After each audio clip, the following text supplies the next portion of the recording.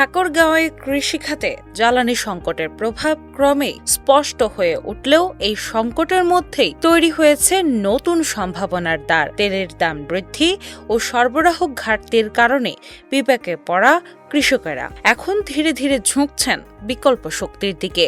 এর মধ্যে সবচেয়ে বেশি আলোচনায় এসেছে সৌরচালিত সেচ পাম্প। জেলার বিস্তীর্ণ বড় আবাদি জমিতে এখন দেখা যাচ্ছে সূর্যের শক্তিকে কাজে লাগিয়ে পানি উত্তোলনের দৃশ্য।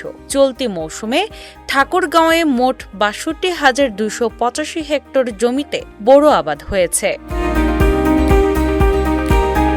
এর মধ্যে ২৯১টি সৌর সেচ পাম্প ব্যবহার করে প্রায় ২,০০৫ হেক্টর জমিতে নিয়মিত সেচ কার্যক্রম চলছে।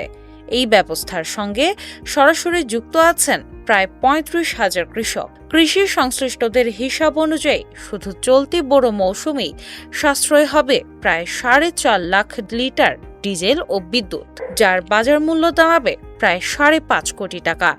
অর্থনৈতিক সাশ্রয়ের পাশাপাশি পরিবেশ রক্ষায়ও এই প্রযুক্তি গুরুত্বপূর্ণ ভূমিকা রাখছে বলে মনে করছেন বিশেষজ্ঞরা। কার্বন নিঃসরণ কমিয়ে এটি কৃষিকে আরও টেকসই করে তুলছে।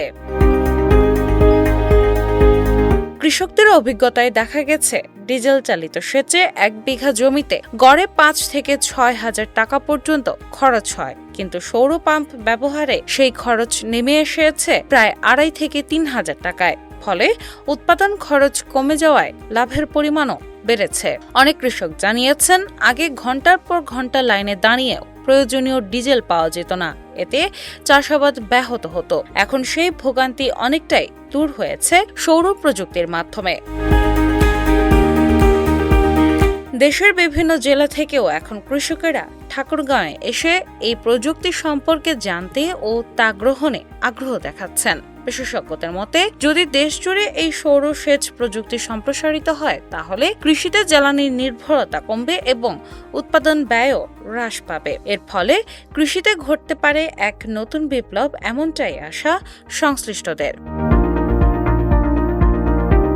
ডেস্ক রিপোর্ট, বাংলা বাজার পত্রিকা।